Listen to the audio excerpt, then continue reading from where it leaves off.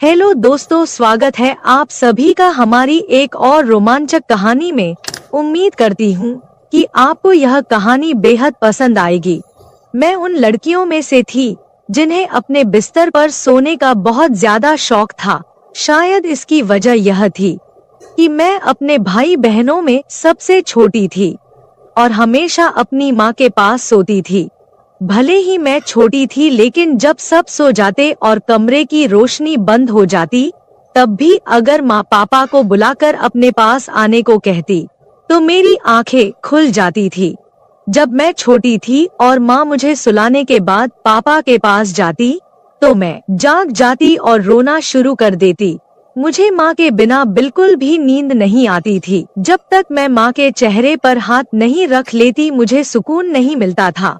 लेकिन जैसे जैसे मैं बड़ी और समझदार होती गई, माँ ने मुझसे कहा कि अब मुझे अपनी बड़ी बहन के साथ दूसरे कमरे में सोना चाहिए। मैंने फौरन इनकार कर दिया और माँ के सीने से चिपक गई। मैंने कहा, नहीं, मैं तो बस आपके ही पास ही सोऊंगी। मुझे आपके बिना नींद नहीं आती। माँ एक ठंडी सांस लेकर कहती है, बेशर्म, तुझे तो जरा भी शर्म नहीं है। उस वक्त मुझे इन बातों का मतलब समझ नहीं आता था, लेकिन जैसे जैसे मैं बड़ी होती गई, एक रात जो आवाज मैंने सुनी उसने मुझे हैरान कर दिया।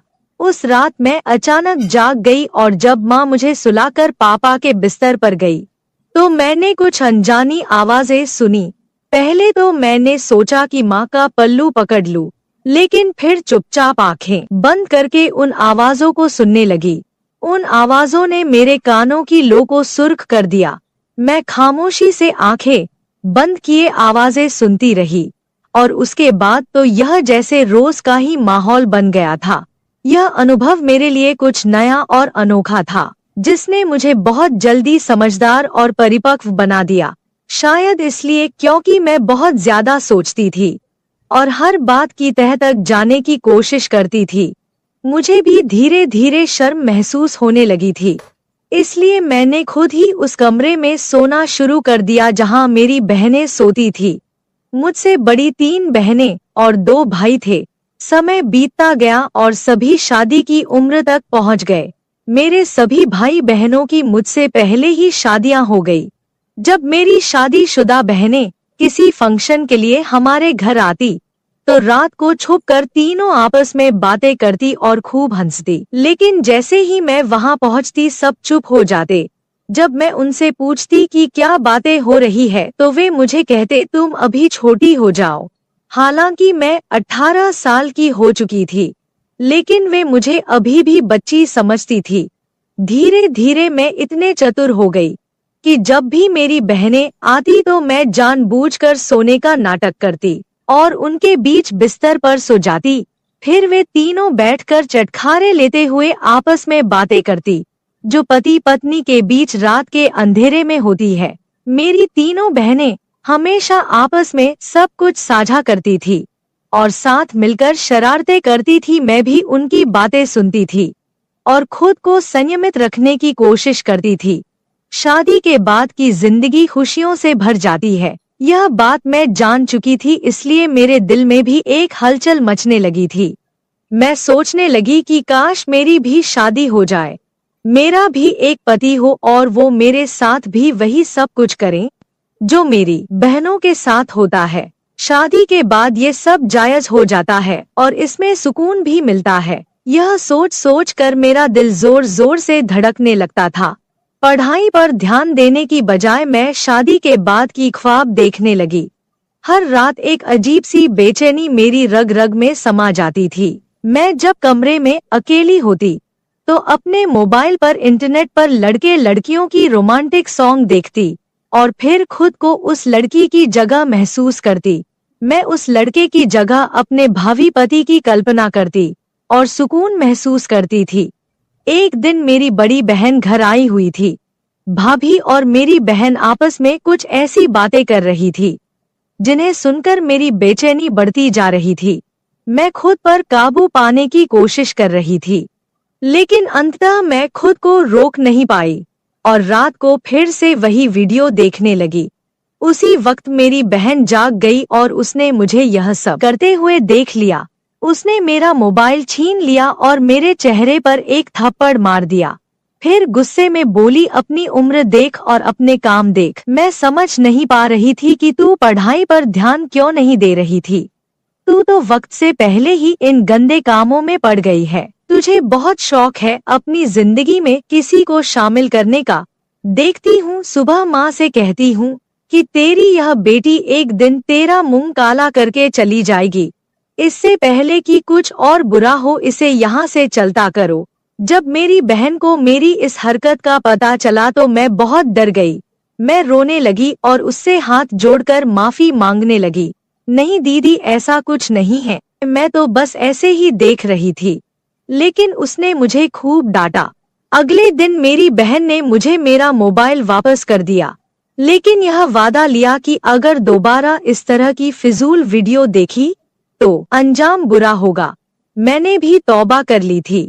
पर जब मैं कॉलेज जाती और अपनी सहेलियों को उनके बॉयफ्रेंड के साथ गंदी बातें करते हुए सुनती तो फिर से मेरे अंदर वही भावनाएं जागने लगती। मैं 18 साल की थी जब मेरी बहन ने एक बार फिर मुझे मोबाइल पर वही वीडियो देखते हुए देख लिया। वह कहने लगी, तुझसे मना किया था ना, फिर भी नहीं मानी। लगता है तेरी जवानी कुछ ज्यादा ही जोश दिखा रही है। चल अब माँ को बताती हूँ। मुझसे रहा नहीं गया तो मैंने गुस्से में कह दिया, हाँ, खुद तुम लोग शादी करके अपनी जिंदगी एंजॉय कर रहे हो और मुझे एक वीडियो भी नहीं देखने देती। इससे अच्छा तो माँ से कह दो कि मेरी भी शादी करवा दो। मैं शादी लायक हो चुकी हूँ, घर के काम भी अच्छे से कर लेती हूँ और पढ़ाई लिखाई में मेरी वैसे भी कोई खास दिलचस्पी नहीं है। जब भी मैं कुछ कहती हूँ लोग मेरी माँ बनकर मुझे डांटने पर तुले रहते हैं। मेरी बहन ने मुझे थप्पड़ मारा और कहा, क्या जमाना आ गया है, जाओगी तब सीधी हो जाओगी। ससुराल में सिर्फ पति ही नहीं होता बल्कि ढेर सारी जिम्मेदारियां भी होती है। हम तो ससुराल की थकान लेकर मायके में आकर चैन की सांस लेते थे। रात को पति का मूड देखना पड़ता है, गुस्सा सहना पड़ता है और सुबह से ननद, देवरानी और जेठानी दिमाग खराब करती है। महंगाई और बिजली के बिल वैसे ही सरदर्द देने के लिए तैयार रहते हैं। तुम्हें शादी आसान लगती है लेकिन असल में ऐसा नहीं है। मेरी बहन ने मुझे बहुत समझाया लेकिन मैं कहाँ समझने को तैयार थी। मेरे लिए भी रिश्ता देखा जाने लगा।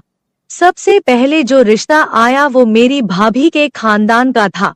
मेरी भाभी तो वैसे भी मुझे कुछ खास नहीं समझती थी और मुझे उस घर से निकालने के चक्कर में थी। जब लड़के की तस्वीर दिखाई गई तो वह बहुत खूबसूरत था। उसे देखकर मेरे दिल की धड़कन तेज हो गई। उसके साथ शादी के बाद का ख्याल आते ही मेरे अंदर एक अजीब सी खुशी दौड़ने लगी। हमारे घर वाले सादगी पसंद थे, इसलिए हमारी शादी भी सादगी से होने वाली थी। शादी की तैयारियां शुरू हो गई और फिर वह दिन आ गया जब मैं मेहंदी की दुल्हन बनकर बैठी थी। खानदान की सारी औरतें आकर मेहंदी की रस्म निभा रही थी। मैं भले ही गंभीरता से बैठी थी लेकिन अंदर से मेरे मन में खुशी की लहर दौड़ रही थी। अगले दिन मैं अपने पति के पास पहुंचने वाली थी और इस ख्याल से ही मेरे अंदर हलचल मच रही थी। मैंने अनगिनत सपने सजाकर रात बिताई। अगले दिन मेरे दिल में एक अजीब सी खलबली थी, लेकिन मायके को छोड़ने का दुख भी था। जब मैं तैयार होने के लिए ब्यूटी पार्लर जा रही थी तो एक बार मुड़कर अपने उस घर को देखा जिसे छोड़कर मुझे जाना था। आज मैं उस घर को हमेशा के लिए छोड़ने वाली थी। बस बात जब मैं इस घर में वापस आती तो एक मेहमान के रूप में आती। आज इस घर में मेरा आखिरी दिन था। यह सोचकर मेरी आंखों में आंसू आ गए। फिर मैं दुल्हन बनकर शादी हॉल के लिए रवाना हो गई। शादी हो चुकी थी और मैं दुल्हन के रूप में सबसे ज्यादा खूबसूरत लग रही थी। मेरा दूल्हा भी कुछ कम नहीं लग रहा था।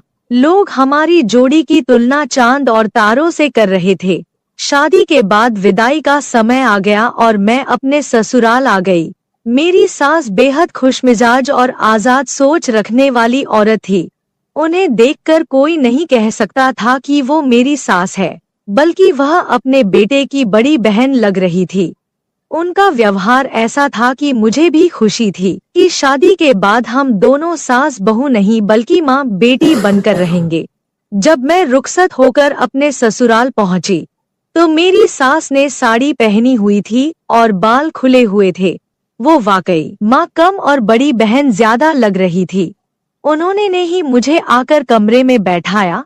जब मैं बेड पर बैठी तो मेरी सास पास आकर बैठ गई। उन्होंने मेरा दुपट्टा थोड़ा पीछे करके ठीक किया और मेरी तरफ देखकर कहने लगी, तुम्हें देख तो मेरा बेटा पागल हो जाएगा। तुम बहुत खूबसूरत हो और अपने पति को सही तरह से संभाल लोगी। यह सुनकर मैं शर्म से लाल हो गई। मैंने कभी सोचा भी नहीं था कि मेरी सास इस तरह की बातें कर सकती है। मैं मुस्कुराई तो वो कहने लगी, अरे बहू, मुझे बाकी सास जैसा मत समझो, मैं तुम्हारी दोस्त बनकर रहेंगी। तुम मुझसे बिना झिझक कुछ भी शेयर कर सकती हो। उनकी बातें सुनकर मेरा मन हल्का हो गया और मुझे यकीन हो गया कि हमारा रिश्ता सास बहू से बढ़कर दोस्ती का होगा।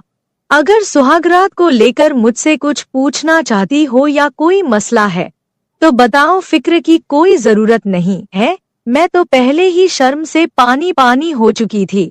मैंने सोचा था कि मेरे पति बहुत रोमांटिक होंगे और मेरी सारी इच्छाएं पूरी करेंगे, लेकिन मेरी सास ने सोने पर सुहागा कर दिया। मैंने उन्हें मना किया कि ऐसी कोई बात नहीं है, मुझे कुछ नहीं पूछना। फिर भी वो मेरे पास बैठ गई और वहां धीरे से कानों में बताने लगी कि पहली रात को लड़कों को कैसे खुश किया जाता है। मैं अपने चेहरे पर हया की लाली से जाए उनकी बातें सुनती रही।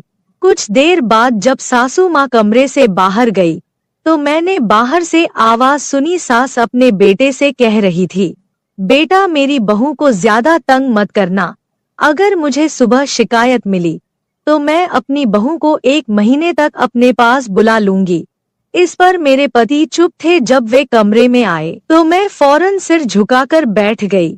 मेरे पति मेरे सामने आकर बैठे और जैसे ही उन्होंने मेरा घूंघट उठाया तो मेरे हुस्न की तारीफें करने लगे। उनकी तारीफ सुनकर मैं शर्म से मुस्कुराती रही। फिर उन्होंने मेरा हाथ पकड़कर सोने की अंगूठी मेरी उंगली में पहना दी और हाथ सहलाने लगे। मेरे भी जज्बात बेकाबू होने लगे। आखिर वो रात आ ही गई थी जिसका मैं कब से इंतजार कर रही थी। शायद ही कोई लड़की मुझसे ज्यादा सुहागरात के लिए बेताब हुई होगी। लेकिन जैसे ही मेरे पति मेरे करीब आए, उनके फोन पर एक कॉल आ गई। ये कौन था जो हमारी रात में खलल डाल रहा था? मेरे पति उस कॉल को देखकर गंभीर हो गए। वो फोन कान से लगाकर बालकनी में चले गए और काफी देर तक बातें करते रहे। मुझे समझ नहीं आ रहा था कि वह किससे बात कर रहे हैं। मेरे मन में अजीब अजीब ख्याल आने लगे। मैं उठकर उनके पीछे गई, लेकिन तब तक वे फोन बंद कर चुके थे। मेरा पति काफी परेशान नजर आ रहा था। मैंने पूछा, क्या हुआ, सब ठीक तो है ना? उन्होंने कहा, बॉस ने मुझे एजेंट के तौर पर दिल्ली जाने को कहा है। सुबह सवेरे एक बहुत जरूरी मीटिंग थी जिसके सारे दस्तावेज मेरे पास थे। यह प्रोजेक्ट भी मैंने ही तैयार किया था। वैसे तो यह मीटिंग 1 हफ्ते बाद होने वाली थी, लेकिन जिस स्तर के साथ मीटिंग थी, उन्हें रात में ही हर हाल में मुंबई पहुंचना था। इसलिए मुझे दिल्ली के लिए निकलना पड़ेगा ताकि सुबह की मीटिंग में समय पर पहुंच सकूं। मेरे सारे अरमानों पर जैसे पानी फिर चुका था। फिर सभी जाग चुके थे। सास तो पहले से ही तैयार थी और ससुर ने भी ढीला ढाला सा लिबास पहन रखा था। वैसे यह मानने वाली बात थी कि दोनों अपने जवान बेटे के माता पिता होने के बावजूद खुद भी बिल्कुल जवान लगते थे। मेरी सास जो न जाने सुबह शाम सुर्ख गुलाब खाती थी, उनके चेहरे की चमक देखकर मुझे लगता था कि मानो वो किसी रानी के समान हो।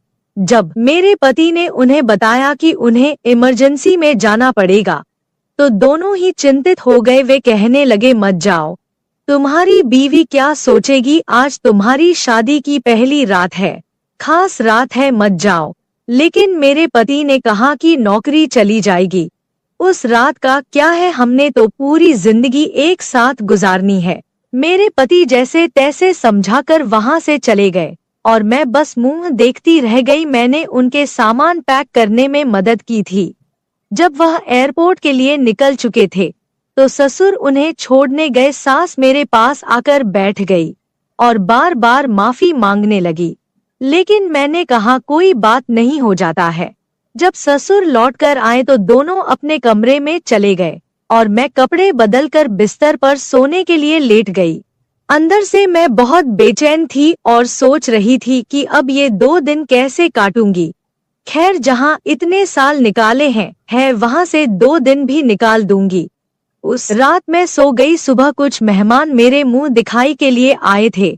हर कोई पूछ रहा था तुम्हारा पति कहाँ है, दूल्हे के बिना तो दुल्हन अधूरी होती है। इस तरह की बातें सुनकर मैं शर्म से लाल हो रही थी। फिर मेरे मायके से मेरी बहनें और भाभियां आई।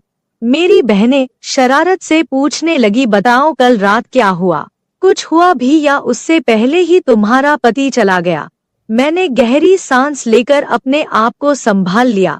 मेरी बड़ी बहन मेरे पास आई और ताली बजाकर जोर से हंसी।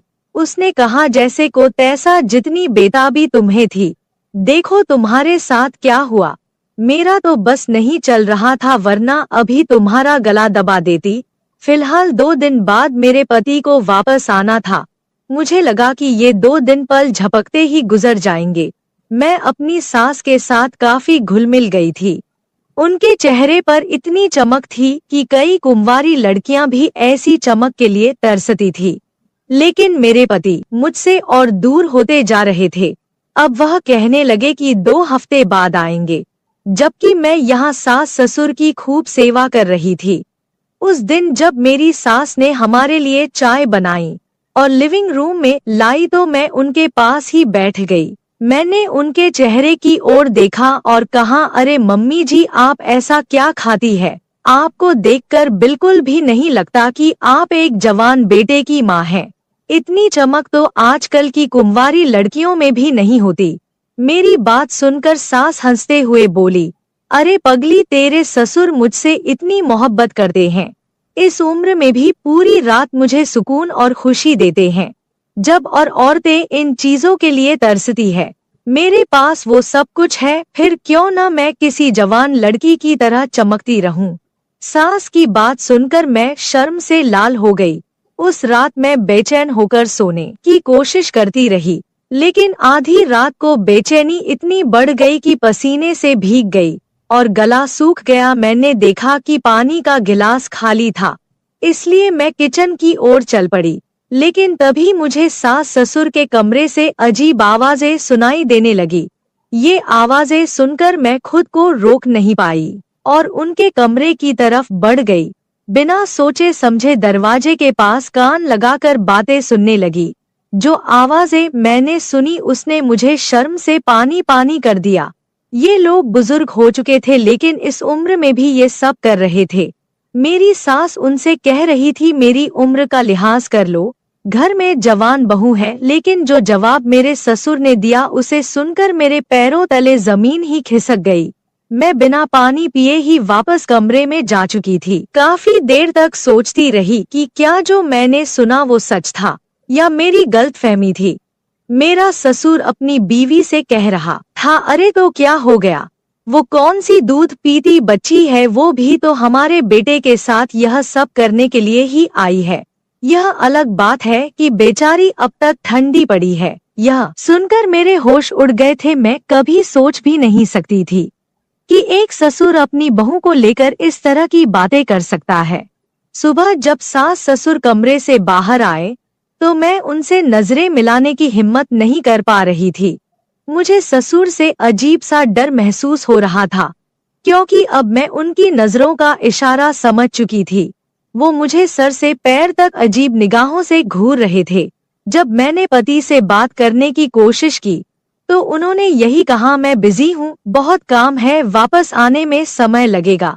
एक दिन सास का ब्लड प्रेशर बढ़ गया। वो कहने लगी, बहू किचन में दबा रखी है, जरा दूध में घोल कर दे दे, उससे मुझे सुकून मिलेगा। मैंने दूध का गिलास निकाला और उनके ब्लड प्रेशर की दवा में डालने के बजाय उसमें नींद की दवा में मिला दी, जिसे पीकर मेरी सांस चकराने लगी और मैं उन्हें कमरे में लेटा आई। लेकिन अब घबराहट हो रही थी। कि कहीं कुछ गलत न हो जाए। उसी वक्त मेरे पति का मेरी सास के फोन पर कॉल आया। उन्होंने कभी मुझे कॉल नहीं किया था। मैंने फोन उठाया और जैसे ही कान से लगाया, पति ने कहा, सुनो, अपनी बहू को बता दो कि मैं अब वापस नहीं आने वाला। मैंने यहाँ किसी और लड़की से चक्कर चला लिया है और वह मेरे बच्चे की माँ बनने वाली है। सुहागरात को भी उसी ने मुझे फोन करके दिल्ली बुलाया था। वह अमीर बाप की बेटी है और कह रही है कि अगर मैंने उससे शादी नहीं की तो मुझ पर केस कर देगी। यहाँ की पुलिस तो आप जानते हैं कितनी सख्त है। मजबूरी में मुझे उससे शादी करके उसके बच्चे को अपनाना पड़ेगा और बदले में मुझे करोड़ों की जायदाद भी मिल रही है। फिर भला क्या रखा है आपकी उस बहू में? बहुत जल्द मैं आप दोनों को भी यहाँ बुला लूंगा। सुकून की जिंदगी गुजारेंगे, बस किसी तरह इस नालायक बहू से पीछा छुड़ा लें। यह सुनते ही मेरे पैरों तले जमीन खिसक गई। सारे सपने मिट्टी में मिल चुके थे। मैं अपनी सास को उस हालत में छोड़कर घर लौट आई। रो रो कर मैंने अपने माता पिता और भाइयों को सब कुछ बताया। वे तुरंत मेरे ससुराल पहुँचे और जमकर बहस हुई। मेरे सास ससुर ने यहाँ तक कह दिया कि एक बार जायदाद हमारे बेटे के नाम हो जाए, फिर हम उसे भी छोड़ देंगे और रिया ही हमारी बहू रहेगी। लेकिन मेरे पिता ने साफ मना कर दिया।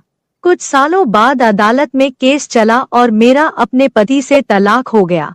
कम उम्र में ही मैंने ये सब झेला। मेरी बहन सही कहती थी कि शादी के बाद बहुत कुछ ऐसा होता है जो एक लड़की की जिंदगी को पूरी तरह बदल देता है। जो मैं कभी हंसमुख, चुलबुली और भावुक हुआ करती थी, अब खामोश रहने लगी थी। अब मेरी उम्र 25 साल हो चुकी है। मेरे लिए कई रिश्ते आते हैं, लेकिन मर्दों पर से मेरा भरोसा पूरी तरह से उठ गया है। शादी का नाम सुनते ही मेरा दिल डर से कांप उठता है। आपको क्या लगता है, क्या मुझे शादी कर लेनी चाहिए या सभी मर्द ऐसे नहीं होते हैं? अगर मुझे फिर से धोखा मिला तो? दोस्तों, यह थी मेरी कहानी। दोस्तों, मैं आप लोगों को दिल से धन्यवाद करती हूँ। आप लोग के सपोर्ट से मेरी YouTube फैमिली। दोस्तों, ऐसे ही अपना प्यार और सपोर्ट बनाए रखें और जल्दी से जल्दी सब्सक्राइबर पूरा कर दीजिए। दोस्तों, मैं आपको एक से बढ़कर एक कहानी रोज लाती रहूंगी दोस्तों। पर दोस्तों, अभी भी जो लोग चैनल को सब्सक्राइब नहीं किए हो, जल्दी से कर दीजिए और वीडियो को लाइक करके मेरा सपोर्ट कर दीजिए।